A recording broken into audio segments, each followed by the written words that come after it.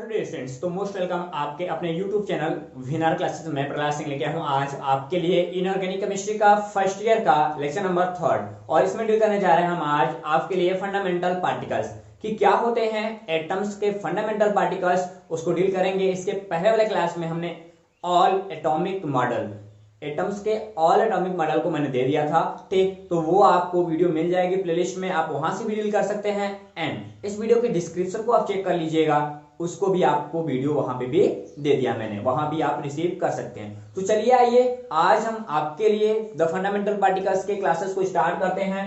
तो इसी atomic structures का ये क्लास नंबर 2 है। क्या है? इससे एटॉमिक स्ट्रक्चर्स का क्लास नंबर 2 है और इसमें हम लोग देखेंगे द फंडामेंटल पार्टिकल्स। तो चलिए आइए, और यदि आप पहली स्टूडेंट्स पहली बार मेरे चैनल पे आए हैं तो आपको क्या करना है, चैनल को सब्सक्राइब कर लेना है ताकि ऐसे क्लास नोटिफिकेशन में लगातार आपको अपडेट करता रहूं, ठीक। तो देखो क्या कहता है कि जो एटम्स हमारे पास होते हैं वो सिमिलर यानी एक प्रकार के लगभग एक ही प्रकार के सब पार्टिकल्स के मिलकर बने होते हैं, क्योंकि एटम्स ही एक हमारा क्या है, पार्टिकल्स है। तो उसके अंदर हमारे छोटे छोटे सब पार्टिकल्स पाए जाते हैं। वो सब पार्टिकल्स किस फॉर्म में रहेंगे? वो सब पार्टिकल्स हमारे इलेक्ट्रॉन है नंबर फर्स्ट, हमारे पास प्रोटॉन है नंबर 2 एंड हमारे पास न्यूट्रॉन है नंबर 3। इनको बोलते हैं, तीनों पार्टिकल्स को हम लोग बोलते हैं फंडामेंटल पार्टिकल्स। इसके बाद भी एटम्स के अंदर अलग अलग 4 और पार्टिकल्स हो सकते हैं, 4-5 पार्टिकल्स हैं। हो सकता है कि फ्यूचर्स में और सारे पार्टिकल्स आ जाए, लेकिन ये ध्यान देना है कि किसी भी एटम्स के जो फंडामेंटल पार्टिकल्स होते हैं वो इलेक्ट्रॉन, प्रोटॉन और न्यूट्रॉन्स होते हैं। इनको फंडामेंटल पार्टिकल्स बोलते हैं। दूसरा होता है सेकेंडरी पार्टिकल्स। सेकेंडरी पार्टिकल्स में कौन आएंगे? जो हमारे पास क्या आता है, पॉजिट्रॉन आता है, मेसान पार्टिकल्स आते हैं, एंटी न्यूट्रॉनी आता है, न्यूट्रोनो आता है। तो ऐसे करके क्या आ जाएंगे, ये सब हमारे पास क्या है, सेकेंडरी पार्टिकल्स आते हैं, ठीक। तो ये प्राइमरी पार्टिकल्स यानी फंडामेंटल पार्टिकल्स में ये 3 पार्टिकल्स होते हैं। आगे कहता क्या है कि जो हमारे पास एटम्स के अंदर जो हमारे पास इलेक्ट्रॉन होता है वो सराउंडिंग यानी चारों तरफ घूमता है, और न्यूक्लियस हमारे पास एक न्यूक्लियस होगा। न्यूक्लियस में क्या क्या रहेगा, हमारे पास न्यूट्रॉन्स होते हैं और प्रोटॉन्स होते हैं। तो फिगर आपको दिख रहा होगा, ये जो आप फिगर देख पा रहे हो, ये जो फिगर दिखाई दे रहा है ये हमारे कौन से हैं, ये हमारे प्रोटॉन्स हैं। क्या हैं? प्रोटॉन्स हैं। और ये जो फिगर दिखाई दे रहा है ये हमारे कौन से हैं, ये हमारे न्यूट्रॉन्स हैं। आपको दिख रहा है न्यूट्रॉन्स हैं, प्रोटॉन्स हैं। और ये जो आपको सर्कुलर पथ दिख रहा है, इस सर्कुलर पथ पे जो पाया जा रहा है ये हमारे पास क्या है, इलेक्ट्रॉन है, ठीक। क्या है? इलेक्ट्रॉन है। इस चीज को आप ध्यान दीजिएगा, ठीक। तो न्यूक्लियस के अंदर हमारे पास प्रोटॉन और न्यूट्रॉन होते हैं। तो कभी आपको पूछेगा कि ये जो पूरा पाया जाता है ये क्या है, तो ये हमारे जो पाया जाता है ये क्या है, ये सिंपल तरीके से आप कह सकते हो कि ये क्या है, न्यूक्लियस है, ठीक। तो न्यूक्लियस के अंदर हमारा प्रोटॉन और न्यूट्रॉन होगा, और हमारे जो सराउंडिंग होगी चारों तरफ होगा, वहां पे क्या होगा, हमारे पास इलेक्ट्रॉन पाया जाएगा। ये बताया गया था। अब बात करते हैं, जो इलेक्ट्रॉन्स और प्रोटॉन्स होते हैं वो एक दूसरे के अपोजिट होते हैं, क्योंकि इनका जो चार्ज होता है दो अलग अलग होता है। क्योंकि जो न्यूट्रॉन्स होता है स्टूडेंट, न्यूट्रॉन हमारा न्यूट्रल होता है, इसमें कोई चार्ज नहीं होता। लेकिन जो हमारा प्रोटॉन पॉजिटिव चार्ज दिखाता है। कैसा? प्रोटॉन हमारा पॉजिटिव चार्ज दिखाएगा, और जो हमारा न्यूट्रॉन है वो कैसा दिखाएगा, वो हमारा नेगेटिव चार्ज दिखाएगा। यानी दोनों चार्ज डिफरेंट डिफरेंट होते हैं। तो यहाँ पे इलेक्ट्रिक चार्ज की वजह से क्या, इनकी इलेक्ट्रिक का चार्ज की वजह से हमारे पास क्या, इन पे फोर्स लगते हैं, और एक दूसरे को क्या करते हैं, पार्टिकल्स क्या करते हैं, चार्ज करते रहते हैं, यानी रिपल भी करते रहते हैं, ठीक। क्यों रिपल करेंगे, अट्रैक्ट करेंगे, अट्रैक्ट करते हैं। कैसे अट्रैक्ट करते हैं, किस पद्धति से चलता है, तो अभिकेंद्र बल लगता है। हम उनको आगे चल के डील करेंगे, किस वजह से इलेक्ट्रॉन प्रोटॉन एक दूसरे के पास आते रहते हैं और नहीं आते रहते, अपने ऑर्बिटल में घूमते रहते हैं। क्या रीजन है, सबको आगे डील किया जाएगा। हमारा सेम फ्यूचर्स आ जाए कि हम फंडामेंटल पार्टिकल्स को देख लें, ठीक। ये तो नया मॉडल था। पहले क्या लोग बताते थे, पहले जो हमारा प्लेनेट मॉडल आया था, क्या प्लेनेटरी मॉडल आया था, उसमें क्या बताया गया था, उसमें बताया गया था कि भाई साहब कि मेरे पास जो हमारे पास क्या है, हमारे पास प्लेनेट की जो अरेंजमेंट होती है, ठीक वैसे ही हमारे एटम्स की अरेंजमेंट होती है। मतलब जैसे प्लेनेट की अरेंजमेंट होगी वैसे ही हमारे एटम्स की अरेंजमेंट होती है। जैसे प्लेनेट के अंदर हमारा जो पूरा पूरा प्लेनेट होते हैं उसमें जो हमारा सन होता है वो सेंटर में होता है, वैसे जो एटम्स होते हैं, एटम्स में न्यूक्लियस के अंतर्गत हमारा क्या होगा, यहाँ पे प्रोटॉन्स और जो न्यूट्रॉन्स होंगे, ठीक। क्या प्रोटॉन्स और न्यूट्रॉन्स होते हैं वो दोनों क्या होंगे, ध्यान देना। जो हमारे न्यूक्लियस के अंदर क्या होगा, यहाँ पे प्रोटॉन्स होगा, और यहाँ पे क्या होगा, इसके बाद भी हमारा क्या होगा, न्यूट्रॉन्स पाया जाएगा। ये दोनों न्यूक्लियस के अंदर पाए जाएंगे। और जिस प्रकार हमारे ढेर सारे प्लेनेट जो होते हैं डिफरेंट डिफरेंट टाइप्स के, जैसे हमारा मरकरी हो गया, हमारा अर्थ हो गया, मार्स हो गया, वीनस हो गया, ये जैसे सर्कुलर पथ पे घूमते हैं, ठीक इसी टाइप से हमारा जो सर्कुलर पथ होता है वो एटम्स के अंदर भी पाया जाता है। और इस सर्कुलर पथ पे हमारे छोटे से जो क्या घूमते हैं, आप देख पा रहे हैं डिफरेंट डिफरेंट एनर्जी के हमारे इलेक्ट्रॉन घूमते हैं। जैसे यहाँ डिफरेंट डिफरेंट शेप साइज के हमारे क्या घूमते हैं, हमारे इलेक्ट्रॉन। और अर्थ घूम रहा है, मार्स घूम रहा है, सबकी साइज अलग अलग है। वैसे ही क्या बताया इन्होंने लोग बताया कि सबकी एनर्जी अलग अलग होगी, सबकी साइज अलग अलग होगी, लेकिन आगे चल के पूरी तरीके से फ्लॉप हो गया। ठीक, अब आगे बढ़ते हैं, थोड़े से अगले केसेस पे बात करते हैं न्यूट्रॉन्स के बेसिस पे। न्यूट्रॉन के बेसिस पे क्या देखें, थोड़ा सा आपको दिखाऊं कि न्यूट्रॉन के बेसिस पे लोगों ने अलग अलग सिम्टम्स के बारे में बात किया। सबसे पहले बात करते हैं न्यूट्रॉन्स। न्यूट्रॉन्स देखो क्या कह रहा है, न्यूट्रॉन्स नंबर फर्स्ट आता है, नंबर फर्स्ट पे देख लेते हैं क्योंकि ये न्यूट्रल है भाई साहब, पहले इसी को पढ़ लेते हैं, बाकी जो चार्ज वाले लोग हैं उनको हम बाद में देखेंगे। सबसे पहले बात कर रहे हैं जो न्यूट्रॉन्स होते हैं वो कैसा होता है, अनचार्ज होता है। तो आपको क्लियर होना चाहिए जो न्यूट्रॉन्स होगा वो कैसा होगा, अनचार्ज होगा।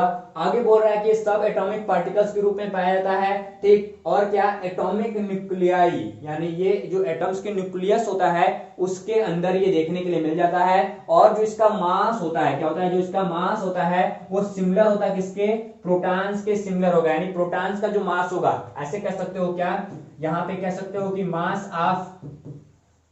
Of proton equal to mass of, क्या हो जाएगा, मास ऑफ न्यूट्रॉन। ठीक, ये दोनों लगभग एक दूसरे के बराबर होंगे, इस चीज को ध्यान दीजिएगा। और ये बोलता है कि it is equal in mass to a protons. ठीक, protons are weight of in 1 mu, यानी 1 mu इनका वेट होगा। आगे बात करता है जो इसका सिंबल होता है। ठीक, क्या होता है, जो इसका सिंबल होता है वो कैसा होता है, सिंबल की बात कर रहा है। तो सिंबल आप देख पा रहे होंगे, सिंबल कैसा है, ये n से भी रिप्रेजेंट होता है और n डिग्री से भी रिप्रेजेंट होता है। कैसे, n डिग्री से भी रिप्रेजेंट होता है। आगे बात करें तो यूज की बात कर रहा है, जो न्यूट्रॉन्स होते हैं उनकी यूज कहां होती है। तो देखो कभी कभी पूछता रहता है कि न्यूट्रॉन का यूज कहां किया जाता है। ठीक, तो आपको पता होना चाहिए न्यूट्रॉन्स का यूज न्यूक्लियर रिएक्टर्स में होता है। क्या होता है, जो न्यूक्लियर रिएक्टर्स होते हैं, ठीक, नाभिकीय रिएक्टर होते हैं, नाभिकीय रिएक्टरों में न्यूक्लियर कह सकते हो न्यूट्रॉन्स की कहीं ना कहीं यूज होती है। क्या करता क्या है, ये कंटिन्यू करता है, क्या करता है, एक प्रोसेस, उस प्रोसेस का नाम है यहाँ पे क्या, न्यूक्लियर चेन रिएक्शंस। यानी न्यूक्लियर चेन रिएक्शंस में न्यूट्रॉन्स हेल्प करता है, किसमें, न्यूक्लियर रिएक्टर के अंदर। न्यूक्लियर रिएक्टर में हमारे पास क्या लगता है, न्यूट्रॉन्स लगता है और एक रिएक्शंस को कंप्लीट करता है जिसको हम लोग बोलते हैं न्यूक्लियर चेन रिएक्शंस। ये लाइन आपको सबसे स्पेशल है, इसको याद करके आज जरूर रख लेना, लंबे समय तक काम आएगा मल्टीपल चॉइस क्वेश्चन के लिए। आगे क्या बोलता है स्टूडेंट, आगे बोलता है जो प्रोटॉन की डिस्कवरी हुई थी, प्रोटॉन की डिस्कवरी 1917 में हो गई थी। रदरफोर्ड ने तो इसको डिस्कवर करके रख दिया, लेकिन बाद में क्या किया, इसी टेंडेंसी को देखते हुए अगले फॉर्म में 1932 में जेम्स चैडविक ने, क्या, चैडविक कौन थे, रदरफोर्ड के एक स्टूडेंट थे। कौन थे, रदरफोर्ड के एक स्टूडेंट थे।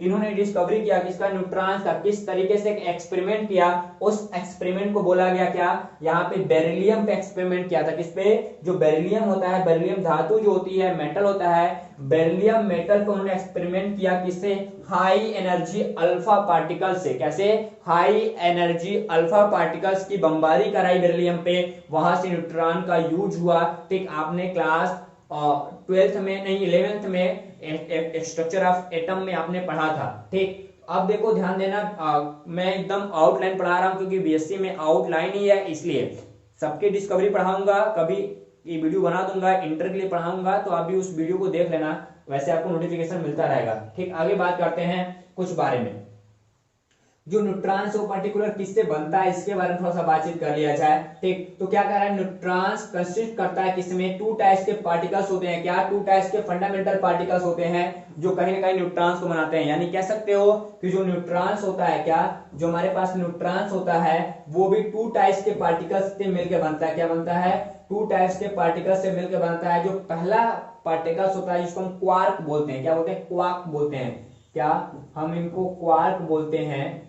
ठीक, ये क्वार्क हो गया। और दूसरा जो पार्टिकल्स होता है, क्या, दूसरा जो पार्टिकल्स होता है हम उनको गोल बोलते हैं। क्या, गोल बोलते हैं, गोल, इनको गोल, देखो आप इनको गोल बोल सकते हो। ठीक, गुलेंस, तो ढेर सारे होंगे, इसको ग्लूएन और इनको क्वार्क कहते हैं। ये टू टाइप्स के पार्टिकल्स होते हैं, जो इनकी नंबर होती है एक में इनकी 3 होती है, और ये हमारे सिंगल होते हैं। कैसे होते हैं? ये हमारे सिंगल होंगे, लेकिन ये हमारे कैसे होते हैं? ये एक होंगे। और ये 2 टाइप्स के भी होते हैं। कैसे? जो क्वार्क होते हैं वो 2 टाइप्स के होते हैं। पहला जो 2 होता है, ठीक, वो कैसे दिखाते हैं? वो डाउन क्वार्क होते हैं। देखो देखो यहाँ क्या कर रहा है, यहाँ पे क्या कह रहा है? डाउन क्वार्क होते हैं। 2 डाउन क्वार्क होते हैं, यानी 2 जो होंगे वो कैसे होंगे? वो हमारे पास डाउन क्वार्क होंगे, ठीक,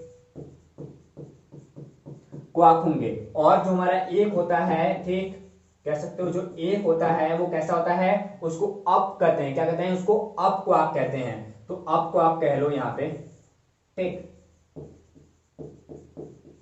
अप क्वार्क होता है। तो आपको पता हो जाए। अब देखो ये जो होते हैं ये हमारे पूरे पूरे जो न्यूक्लियस सॉरी न्यूट्रॉन होता है उसके न्यूक्लियस में अरेंज होते हैं। और इनको अरेंज करने के लिए हमारे पास क्या होता है? हमारे पास एक ग्वायंस होते हैं, जो इनके बीच जो ग्वायंस होते हैं वो करता क्या है स्टूडेंट्स? देखो, carry a strong nuclear forces that hold quarks together. यानी जो क्वार्क्स होते हैं, क्वार्क्स में स्पेशली क्वार्क्स को ये क्या करते हैं? आपस में जोड़े रखते हैं। कौन? ये ग्लूऑन्स। इनको स्टैंडर्ड क्या, इनमें स्टैंडर्ड न्यूक्लियर फोर्स होता है। इस चीज को ध्यान देना। अब बात करते हैं इसकी डिस्कवरी की, कि आखिरकार ये जो क्वार्क्स है इसकी डिस्कवरी कब के बारे में किया गया। तो इसकी डिस्कवरी हमारे पास एक साइंटिस्ट है जिसको म्यूरे बोलते हैं। क्या म्यूरे बोलते हैं? म्यूरे गेल-मैनन, मेन्ना, म्यूरे गेल-मेन्ना जो होते हैं, ठीक। एंड यहाँ पे जॉर्ज हैं। तो ये 1964 में इसकी डिस्कवरी की गई थी। और ग्लूऑन की डिस्कवरी की बात करेंगे तो ग्लूऑन जो है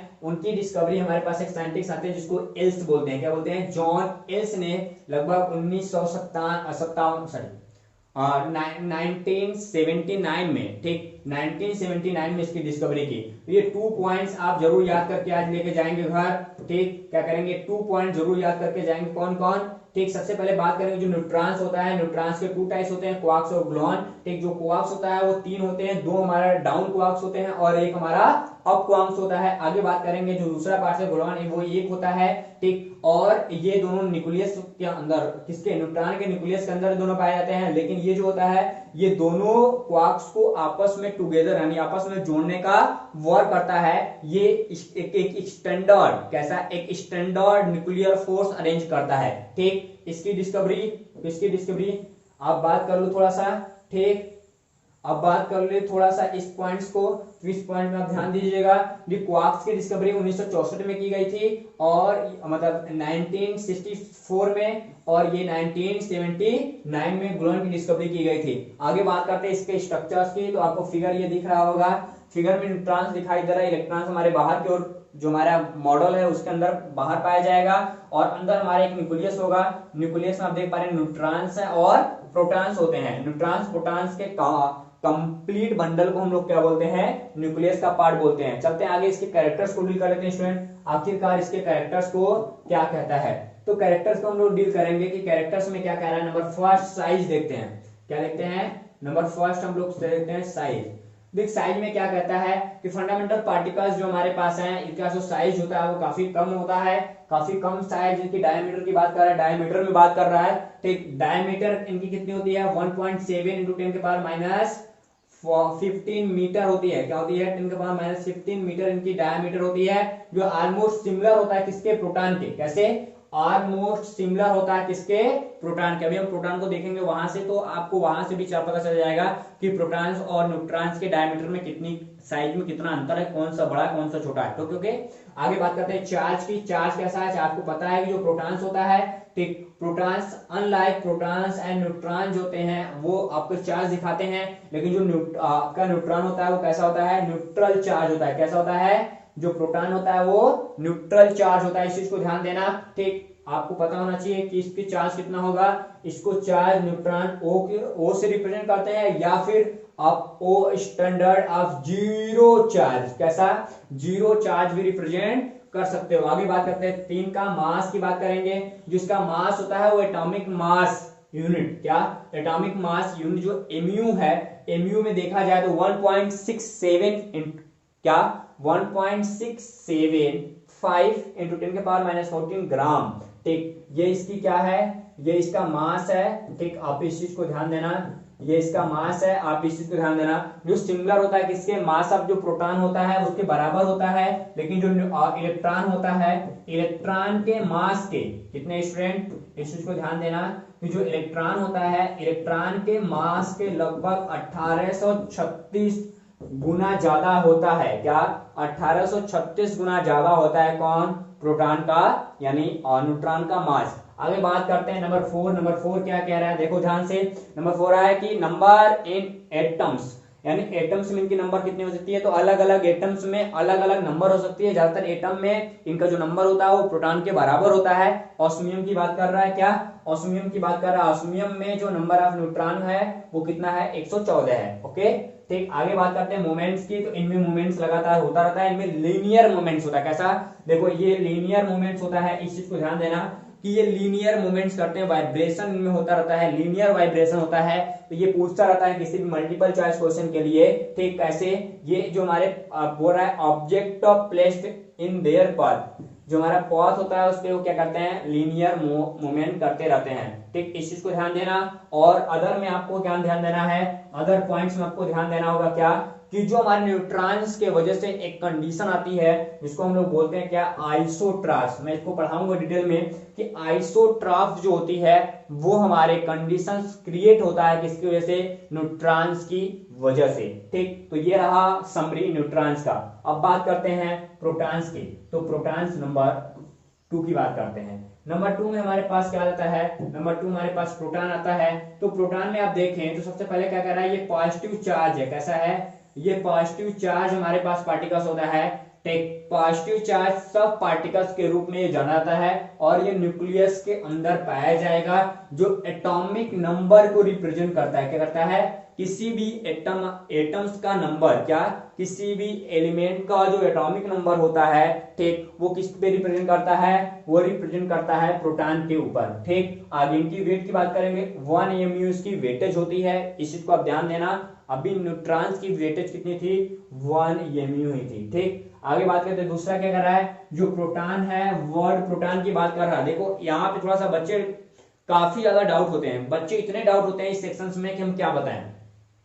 उसके पीछे रीजन क्या है कि बच्चों को कंफर्म जो नॉलेज है वो प्रोवाइड नहीं हो पाता, या फिर उनको पढ़ने में दिक्कत होती है, क्या होता है हमको तो इसके बारे में पता नहीं। बट जहां पे आप कंफ्यूजन को दूर कर लीजिएगा, क्योंकि प्रोटॉन से जुड़े 3 साइंटिस्ट ऐसे हैं जो बच्चे एक दूसरे के साथ लगातार कह सकते हो कि उनमें कंफ्यूजन हो जाते हैं, वो पता नहीं कर पाते कि कौन सा किसने काम किया था, ठीक। तो चलते हैं, ये देख लेते हैं। सबसे पहले बात करते हैं प्रोटॉन वर्ड, ठीक। तो प्रोटॉन वर्ड 1920 में दिया गया था। क्या, फर्स्ट टाइम प्रोटॉन बोला गया था 1920 में, जो रदरफोर्ड दिए थे। इस चीज को ध्यान देना, वो भी किसमें, न्यूक्लियस ऑफ हाइड्रोजन उन्होंने निकाला था।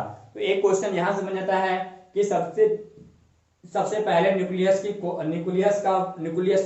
सबसे पहले किस न्यूक्लियस में प्रोटॉन देखा गया, तो हाइड्रोजन में देखा गया, जो हमारे पास H होता है उसमें देखा गया, पहला क्वेश्चन। दूसरा, जो एटम्स है वो कौन से लैंग्वेज से लिया गया है, तो जो एटम्स का जो प्रोटॉन है वो ग्रीक वर्ड से लिया गया है, जिसको फर्स्ट बोलता है, ठीक। फर्स्ट इनका मीनिंग है, ठीक। उसके बाद और आगे बात करें कौन डिस्कवरी किया था, तो अर्नेस्ट जो रदरफोर्ड है ये डिस्कवरी किए थे। किसका डिस्कवरी किए थे, ये प्रोटॉन वर्ड की डिस्कवरी किए थे। ओके, आगे बात करते हैं, ठीक। तो अगले कंडीशंस में क्या आते हैं हमारे पास, कि यदि बात करते हैं प्रोटॉन की डिस्कवरी की, तो डिस्कवर्ड बाय जो प्रोटॉन्स हमारे पास हैं वो हमारा प्राउड, क्या, जो विलियम प्राउड थे, प्राउड ने पुट डिस्कवर्ड, ठीक। ये 1815 ईस्वी में इसको डिस्कवर कर दिए थे। देखो 1920 1815 मतलब 100 साल पहले ही, 105 साल पहले ही डिस्कवर कर दिए थे, कौन, विलियम प्राउड, ठीक। अब बात करते हैं अगला, तीसरे पॉइंट में देखना, ये भी बहुत इंपॉर्टेंट है,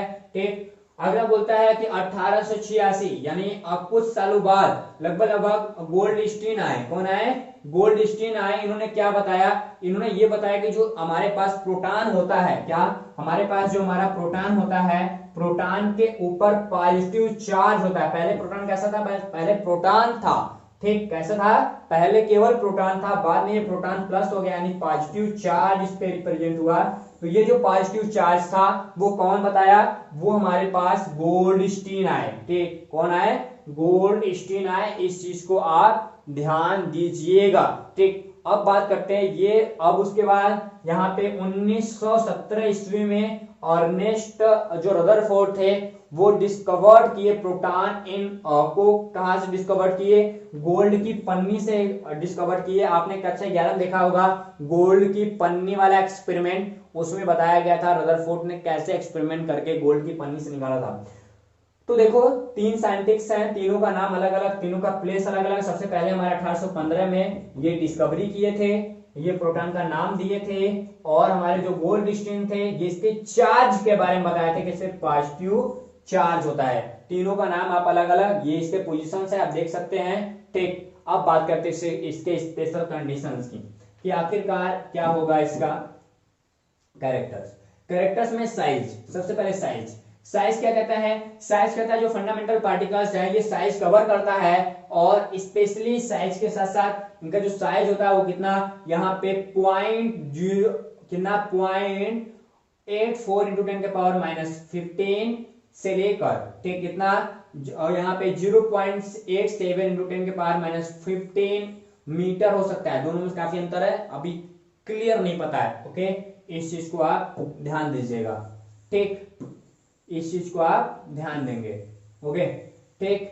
अब बात करते हैं दूसरे पॉइंट्स की, इनकी रेडियस में दिखाया गया है। ठीक, वो डायमीटर की बात कर रहे हैं, जस्ट आधा करोगे तो हो जाएगा।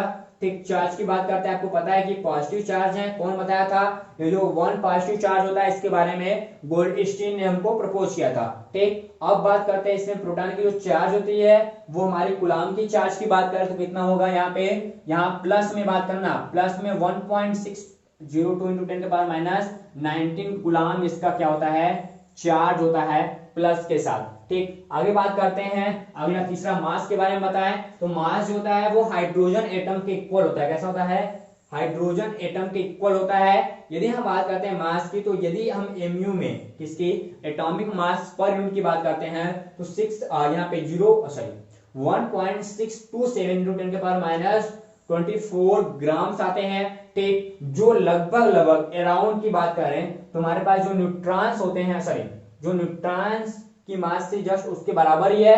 ठीक, लेकिन हम इलेक्ट्रॉन्स की बात करते हैं तो इलेक्ट्रॉन्स के मास के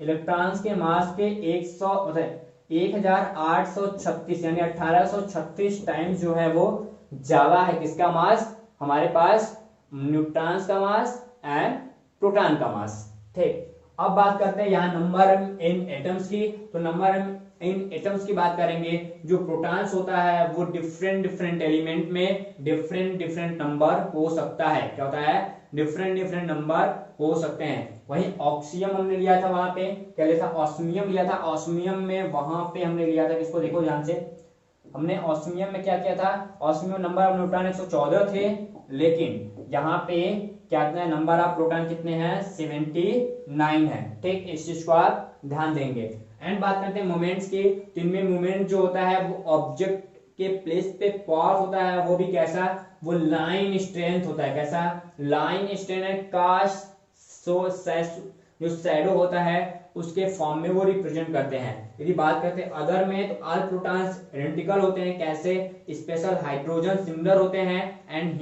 जो हीलियम होता है एंड अदर जो एलिमेंट्स होते हैं उसमें देखने के लिए आपको मिल जाते हैं डिफरेंट एलिमेंट में डिफरेंट शेप एंड साइज के साथ, नंबर के साथ हमारे प्रोटॉन एग्जिस्ट करेंगे। आगे बात करते हैं नंबर में नेक्स्ट तीसरा पार्टिकल, तीसरा यानी हमारे पास न्यूट्रॉन्स, सबका प्यारा दुलारा, सबसे ज्यादा केमिस्ट्री में परेशान करने वाला न्यूट्रॉन्स।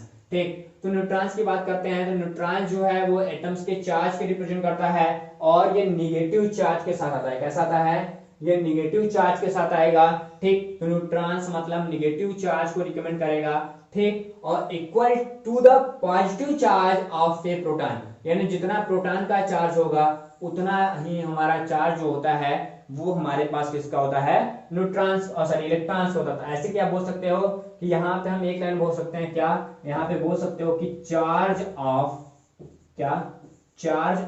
प्रोटॉन इक्वल टू, यहाँ पे क्या हो जाएगा, चार्ज ऑफ इलेक्ट्रॉन।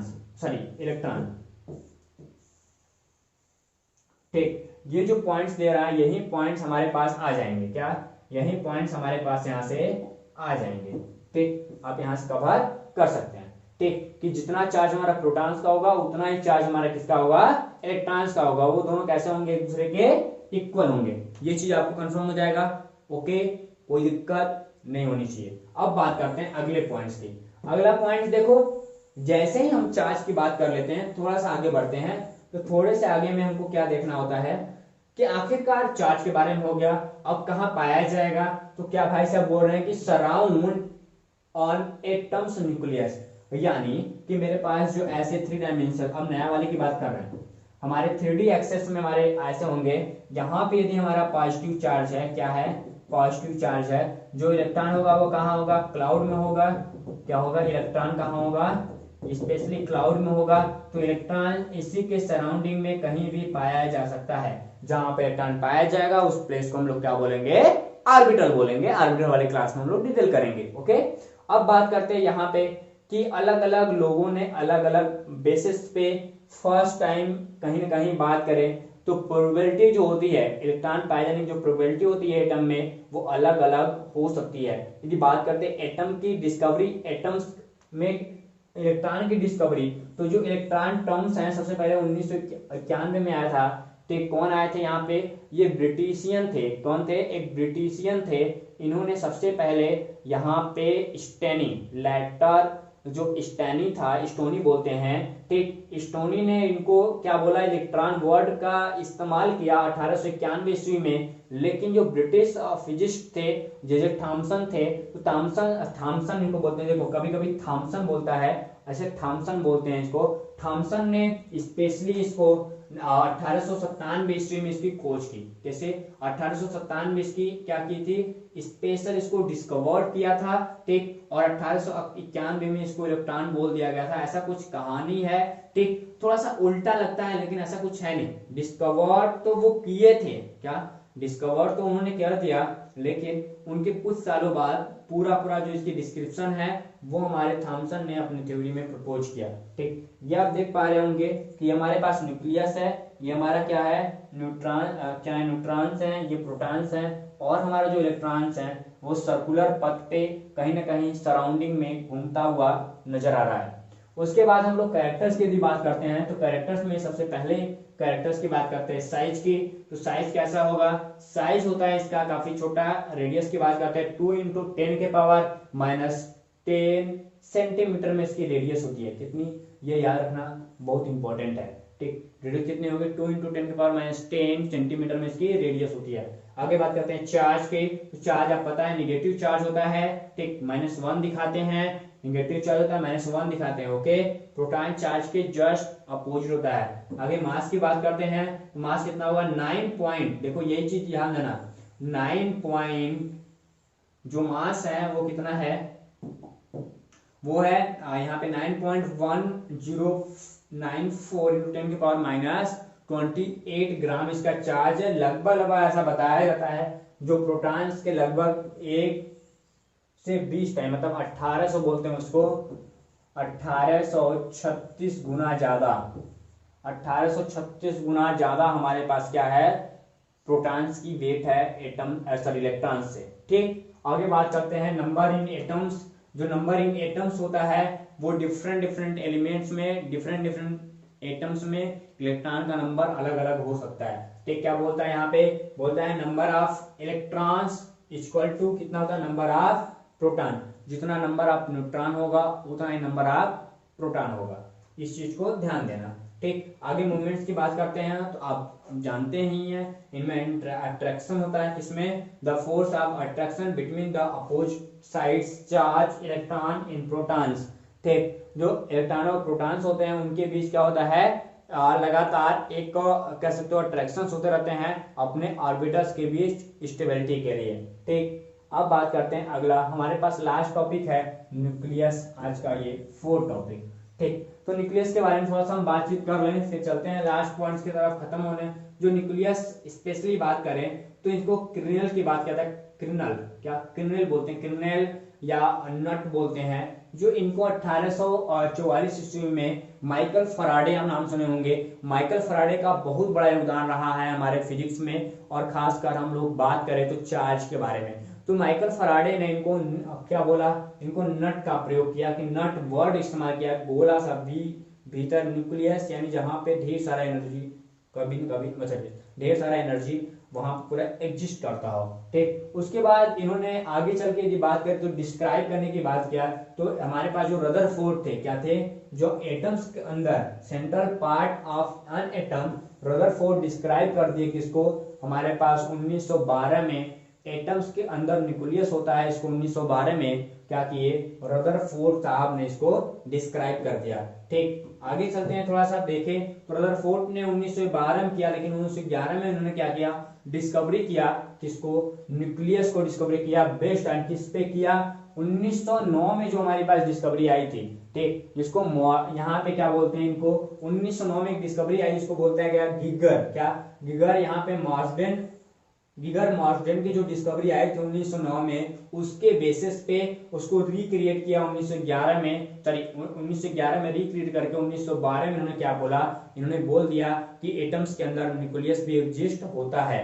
ठीक, आगे बात करें यहाँ पे, तो आगे आप देख सकते हो, यहाँ पे बोला उन्होंने कि लैंडमार्क जो हमारा एक्सपेरिमेंट था इसी सीरीज में, ठीक, इंडिविजुअली इनकी सीरीज आई थी लैंडमार्क एक्सपेरिमेंट, उस सीरीज के बाद इन्होंने क्या बोल दिया कि जो सेंटर पार्ट होता है एटम्स का, क्या होता है, एटम का जो सेंटर पार्ट होता है वो कंपोज होता है किससे, प्रोटॉन्स और न्यूट्रॉन से कंपोज होता है। ठीक, और ये एटम्स के मास को भी रिप्रेजेंट करते हैं, यानी एटम्स का जो मास होता है वो प्रोटॉन के और इलेक्ट्रॉन के मास पे, सॉरी प्रोटॉन और न्यूट्रॉन के मास पे डिपेंड करता है। ठीक, धीरे धीरे टाइम बीतता गया, धीरे धीरे चार्ज के रूप में डायमीटर के बेसिस पे आने लगे, यदि आगे चल के डायमीटर भी निकल के आ गया तो इनका 15 फर्मी जो होता है, 15 फर्मी का डायमीटर निकल के आया, 1.6 फर्मी होता है किसमें, हाइड्रोजन में। ठीक, सबसे लोएस्ट उनका कितना होता है, 1.6 फर्मी, और ये 15 फर्मी।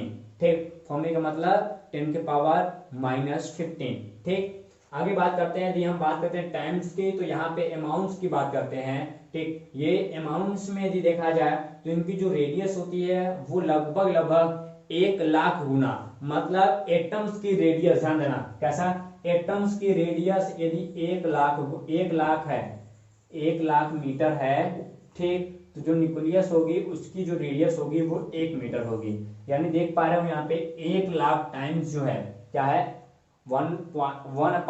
1 लाख टाइम्स रेडियस कैसा होता है, एटम्स के बराबर होती है। ठीक, अभी बात करते हैं इसके चार्ज की, तो जो न्यूक्लियस का चार्ज होता है वो +1 होता है, क्या होता है, न्यूक्लियस का चार्ज होता है वो +1 होता है। तो आप बता देंगे कि यहाँ पे मास ऑफ जो न्यूक्लियस होता है वो -1 mu होता है, यानी यहाँ पे कह सकते हो कि 1.660,539 10 के पावर -24 ग्राम में इनका स्पेशली क्या होता है, ये आपका न्यूक्लियस का mu में मास होता है। ठीक, आगे बात करते हैं, आपके लिए पूरा आज का ये द फंडामेंटल पार्टिकल्स की पूरी क्लास कंप्लीट होती है। तो नीचे कमेंट करिए, बताइए कि कैसा लगा क्लास। हम लेकर आते हैं कल आपको बेबी क्वेश्चन मॉडल एंड इससे रिलेटेड सारे क्वेश्चंस को कल देखते हैं नए वाले क्लास में। तब तक के लिए आप सभी से विदा लेते हैं। जय हिंद।